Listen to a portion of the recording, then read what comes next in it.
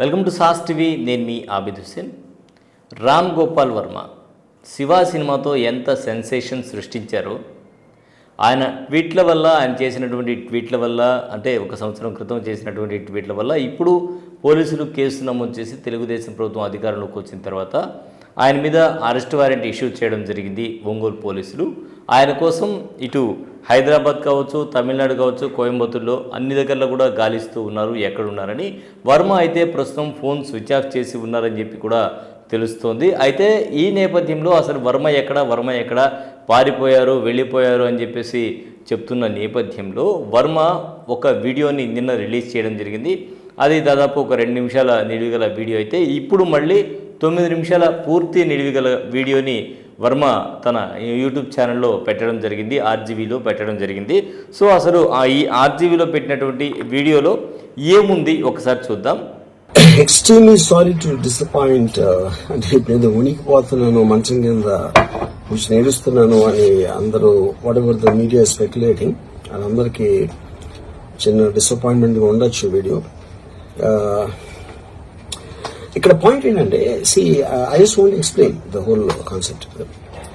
ఇప్పుడు నేను ఆల్మోస్ట్ ఒక 1 year బ్యాక్ ఏదో ట్వీట్స్ పెట్టాను అనే ఎలిగేషన్. నేను మంచం కింద వణికిపోయే వ్యక్తిని కాదు అని చెప్పి కూడా ఆయన చెప్పడం జరిగింది. సో మీడియాలో చాలా రకాల కథనాలు చూస్తూ ఉన్నాను. సో నేనైతే ఎక్కడికి పోలేదు, మంచం కింద వణికిపోయేటువంటి వ్యక్తిని నేను అసలు కాదని చెప్పారు.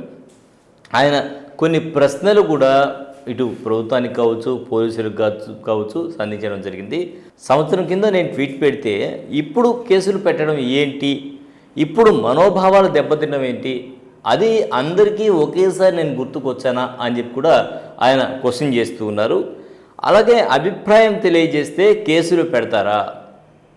నా అభిప్రాయం ట్వీట్ ద్వారా తెలియజేశాను, కేసులు పెడతారా? ఇలా కేసులు పెడితే 140 కోట్ల జనాభాలో సుమారుగా ఒక 50 కోట్ల మంది వరకు ఇలాంటి సామాజిక మాధ్యమాల ద్వారా ట్వీట్లు పెట్టేవాళ్ళే ఉంటారు. వీరందరి మీద పోలీసులు కేసులు నమోదు చేస్తారా అంటూ ఎదురు ప్రశ్నిస్తూ ఉన్నారు. సోషల్ మీడియాలో ఏం చేయాలి, ఏమి చేయకూడదు అనే దాని మీద ఇక మీదట ఇటువంటివి జరిగితే సోషల్ మీడియాలో ఏం చేయాలి, ఏం చేయకూడదు అనేటువంటి దాని మీద ఒక క్లారిటీ ఇవ్వండి. క్లారిటీ ఇస్తే దాని ప్రకారం నడుచుకుంటాం. ఉన్న పళంగా వచ్చి ఇలా కేసులు పెట్టేస్తాం, వాళ్ళు చెప్పారు, వీళ్ళు చెప్పారు అని చెప్తే ఇది సమంజసమా అని కూడా ఆయన ఎదురు ప్రశ్నిస్తూ ఉన్నారు. ఇలాంటి కేసులు పోలీసులు కనుక తీసుకుంటే 90% వరకు ఇలాంటి కేసులు ఉంటాయి. అలాగే 90% మందిని సోషల్ మీడియాలో ట్వీట్లు ఉదయం నుంచి సాయంత్రం వరకు వాళ్ళకి అదే పని. ఏదైనా విషయం నచ్చితే నచ్చిందని, నచ్చకపోతే నచ్చలేదని ఇలా ట్వీట్లు పెడుతూ ఉంటారు. ఇలాంటి వాళ్ళు మన దేశంలో 90% మంది ఉంటారు. ఆ 90% మందిని తీసుకెళ్లి జైల్లో పెడతారా అని కూడా ఆయన అడుగుతూ ఉన్నారు.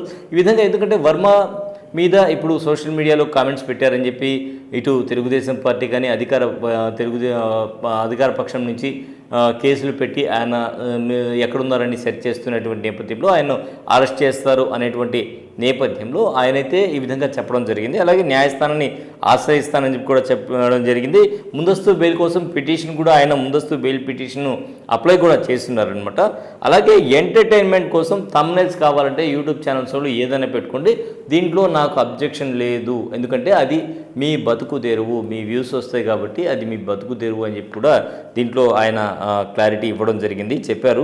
సో యూట్యూబ్ ఛానల్స్ వాళ్ళకి మీ ఇష్టం, మీరేం థంబ్నెయిల్స్ పెట్టుకుంటారో పెట్టుకోండి, దీనికి నాకు ఎలాంటి అబ్జెక్షన్స్ లేవు, నాకైతే ఎలాంటి అబ్జెక్షన్స్ ఉండవని కూడా. ఇది నా ఒక్కడి ప్రాబ్లం కాదు, ఎప్పుడు కూడా ఏదో వచ్చింది, వర్మకే వచ్చింది, లేదా ఇంకోటికి వచ్చింది, ఈరోజు నాది కాదు సమస్య, వేరే వాడిది అని ఎవరు వదిలిపెట్టొద్దు. ఇది ఈరోజు ఈ సమస్య అనేది నా ఒక్కడి సమస్య కాదు, ఇది టోటల్ సోషల్ మీడియా సమస్య. సోషల్ మీడియా అందరూ రేపు ఈ ప్రాబ్లంని ఎదుర్కోవాల్సి వస్తుంది. ఈ విధంగా కేసులు పెడితే రేపు దీనికి అందరూ కూడా బలవాల్సినటువంటి పరిస్థితి వస్తుంది అని ఒక హెచ్చరిక జారీ చేస్తూ ఆయన తన వీడియోని ముగించడం జరిగింది. ఇప్పుడు ఈ వీడియో అయితే సామాజిక మాధ్యమాల్లో వైరల్గా మారింది. ఒకసారి ఈ వీడియోని అయితే మీరు కూడా చూడండి. ఇక్కడ విచిత్రం ఏంటంటే 1 year బ్యాక్ పెట్టిన ట్వీట్స్ 4 డిఫరెంట్ ప్లేసెస్ లో, 4 డిఫరెంట్ జ్యూరిస్డిక్షన్స్ లో 4కి ఒకే 3-4 రోజుల వ్యవధిలో వాళ్ళ మనోభావాలు దెబ్బతిన్నాయి. వాళ్ళు ఆ పరంగా కంప్లైంట్ ఇవ్వడం, కేసులు పెట్టడం జరిగింది. ఇక్కడ పాయింట్ 1 ఎవరి మీద అయితే నేను పెట్టానని వాళ్ళు చెప్తున్నారో వాళ్ళకి లేదు, ఎవరో థర్డ్ పార్టీ, అసలు సంబంధం లేనివాడు. ఆ కాంటెక్స్ట్ లో అసలు ఈ కేసు ఎలాగా, ఈ సెక్షన్స్ ఎలా వర్తిస్తాయి అనేది అప్పుడు ఆబ్వియస్ గా నాకు వచ్చే అనుమానం కానీ, నాకు కానీ నా మనుషులు కానీ, ఇది ఒక పర్సిక్యూషన్ చేయటానికి ఒక పద్ధతి ప్రకారం ఉన్న ఎలోబుల్ లాస్ ని వాడుతున్నారా? మరి ఈ వీడియో చూసిన తర్వాత ఏ విధంగా ఉంటాయి పరిణామాలు, మరి ఏం చేస్తారు? ఐపీ నెంబర్ ఆధారంగా ఆయన ఎక్కడున్నారో పట్టుకోవడం అనేది పెద్ద కష్టమే కాదని తెలుసు, పోలీసులు కష్టమే కాదు. కాబట్టి మరి ఫ్యూచర్ ఏ విధంగా ఉంటుంది ఏంటి, మరి ప్రభుత్వం ఏ విధంగా స్పందిస్తుంది? ఎందుకంటే పవన్ కళ్యాణ్ దగ్గర కూడా దీని మీద ప్రస్తావించడం జరిగింది. అయితే ఆయనైతే పవన్ కళ్యాణ్ నవ్వుతూ చెప్పారు, పోలీసులు తమ పని తాము చేసుకుపోతారు, ఎక్కడ కూడా నేను అబ్జెక్షన్ చెప్పేటువంటి పరిస్థితి ఉండదు అని చెప్పేసి కూడా ఆయన నవ్వుతూ స్మైల్స్తో ఒక మాట చెప్పడం జరిగింది. సో ఈ నేపథ్యంలో ప్రభుత్వం ఏ విధంగా స్పందిస్తుంది, పోలీసులు ఏ విధంగా స్పందిస్తారు, వర్మపై ఎలాంటి కేసులు పెడతారు, మరి ముందస్తు బెయిల్ వస్తుందా లేదా అనేది అయితే వేచి చూడాల్సిన పరిస్థితి. ఇది వాటి స్పెషల్ రిపోర్ట్. మరో స్పెషల్ రిపోర్ట్లో మళ్ళీ కలుద్దాం. అంతవరకు సెలవు, నమస్కారం.